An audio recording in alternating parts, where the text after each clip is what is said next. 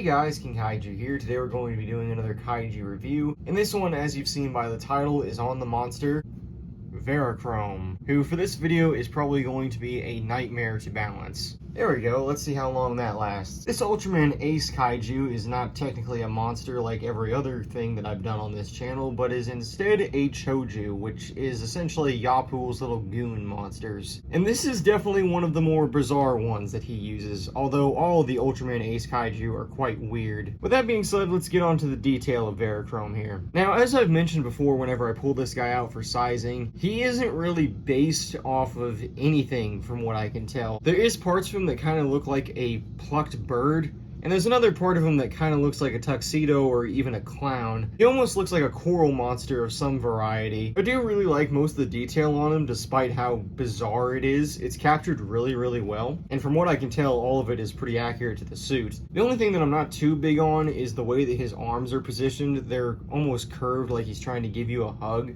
and I think that doesn't really look very appealing on him. He doesn't look very menacing with it, which is weird, because Verokron is supposed to be one of the tougher of all of the Choju. But yeah, the detail and paint everywhere, there's really nothing to complain about.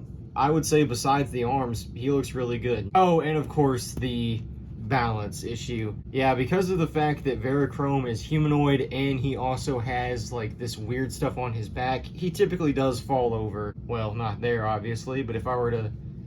Nope, it doesn't want to work for me now. He doesn't like to stand most of the time. With that being said, let's get on to articulation for him. His arms can move like I showed earlier, which again does not look very imposing. If anything, he kind of looks like he's like throwing his hands up here.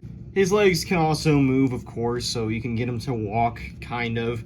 In my opinion, he actually looks a little bit better sitting. And that is all of the articulation Verokron has, just 4 basic points. And as for sizing for Verokron, let's see if he'll balance against my whiteboard here. There we go, we'll have to make do with that for now. I don't have a bunch of other Choju monsters, but I do have one, kind of, which is Super Alien Hippolyto. Obviously, this is the one from whenever he combined with a bunch of other monsters to become the big Giga Chimera, but he was still a Choju nonetheless. I would actually say this is a pretty fitting size comparison, considering the fact that they are both, like, you know, tall monsters. Although I would say Verokron realistically should be a little bit more imposing. And I don't really have any other Choju monsters, so let's pull out some other really weird looking Kaiju.